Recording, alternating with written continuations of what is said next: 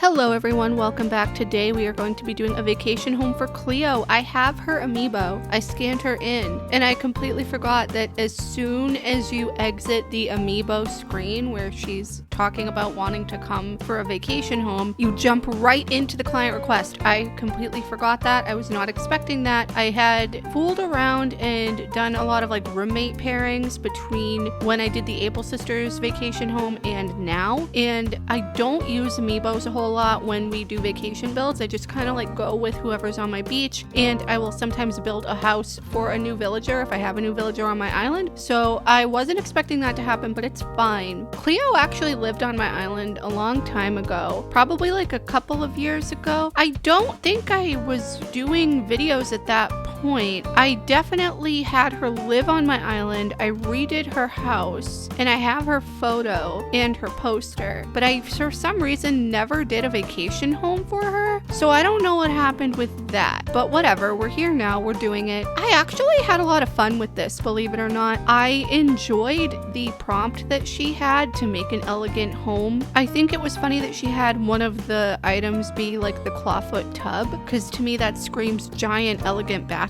I really went off that when we do the interior, you guys will see. I also had fun with the exterior. I don't know why, when I think elegance, I think like the pillars, like the ruined pillars and the ruined arch and all of that. That's why I kind of tried to find a lot for her in the biome that has all of the Happy Home Paradise, like the ruined stuff all around it in the background with the water and everything. I think that we did a good job with that. I wasn't quite sure either what to do with the exterior. I just kind of like went with some of the suggested items and kind of like how I would see something as being an elegant outside. And I talk about how I love the pillars, but I never used a single one of them in this build. I also didn't like that this lot came pre-built up with some of the glowing moss. So we got rid of that at the very beginning. I think I probably missed a couple of them, either that or they were on the upper levels that you can't access. I know that this is not a lot, it's a plot. I have Sims on my mind. It's the same thing, though it doesn't really matter. I'm also recording this video out of order. So on the next video that you guys will see, unless this is in the future when you're watching this and that has already come out, it will be starting Happy Home Paradise on Kringle and finding Brewster, essentially. So I said some stuff in that video that I didn't think would actually come to light in terms of me doing this out of order. Basically, what happened was I was talking about how I've been getting kind of bored with Happy Home Paradise. I don't hate it, but I just feel like it's the same thing over and over again, and I want more customization options, and I want to be able to actually like build the house from the ground up like in The Sims. I was also talking about how I wasn't sure what it would actually take me to get the Greatest of All Time designer promotion. Stick around until the end of the video because a surprise happens. I think that from now I'm going to be doing more Happy Home builds, but like not every week. I think that that has kind of led me to be burnt out on Happy Home Paradise a little bit, and also because of time being weird and happening, I do have my PC right now with me. It's here. I have not actually like opened it up and plugged it in. I mean, I took it out of the box. It's still in the wrapping though that was inside the box, because at this point I'm waiting for an uninterrupted power supply that is coming today. Also, the room that I'm in is carpeted. I have space on my desk for the PC tower, but I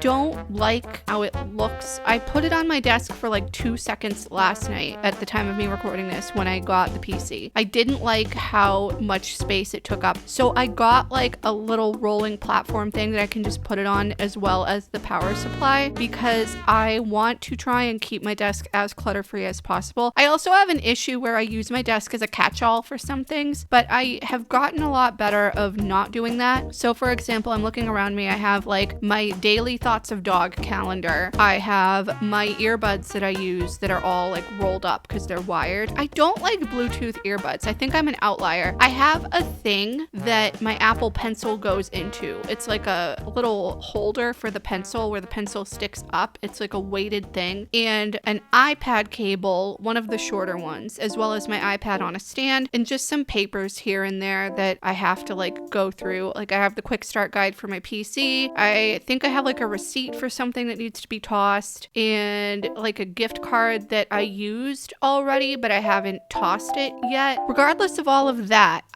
like I said, have gotten a lot better about not having like 800,000 things on my desk. If you guys want to see a home office / desk tour, I did a video on that on my main channel. I will link it down below if I remember in the description. Where I live, because I'm still living with my parents, I live in like a bonus room above the garage. It's attached to the house. It wasn't initially used as like a bedroom, I think, when the people owned this house prior to my parents. They had a bed in here, but they had some younger kids and there was like their family computer, I think. I think that this was also like the husband, like where he worked from home, like his home office. And there was like a bunch of toys and a TV and stuff in here. So I think it was like a multi-purpose guest space or something, but I have claimed it as my bedroom. And as such, I have rearranged furniture in terms of like how the house was staged prior to moving in, like, you know, in the photos that were online in the listing. The bed was on like a different wall. I moved my bed to be not on that wall. It was on the wall that is shared with where the stairs are that come up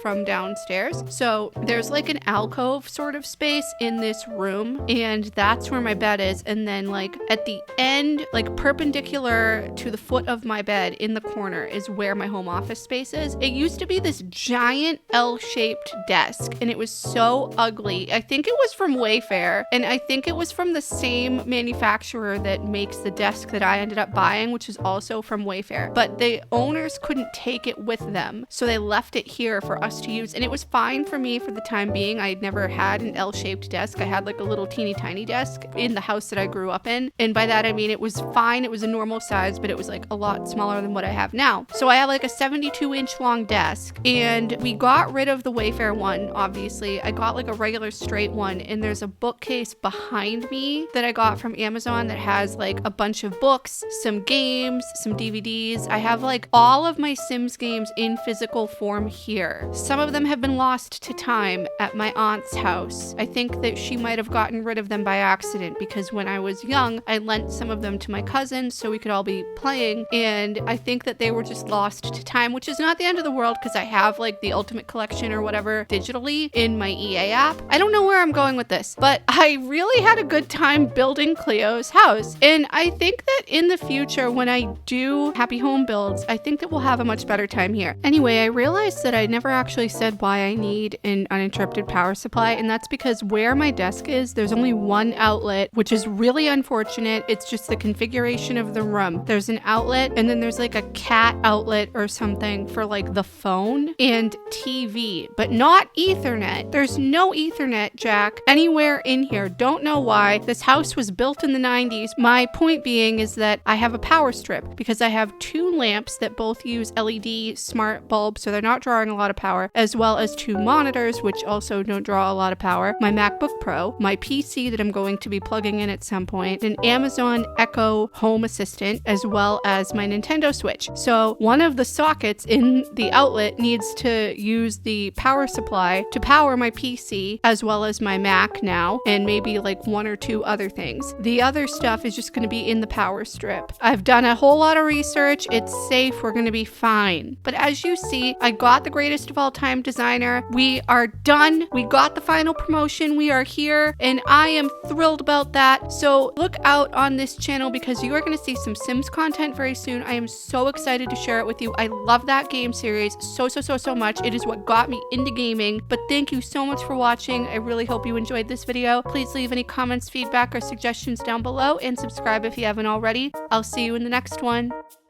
Bye.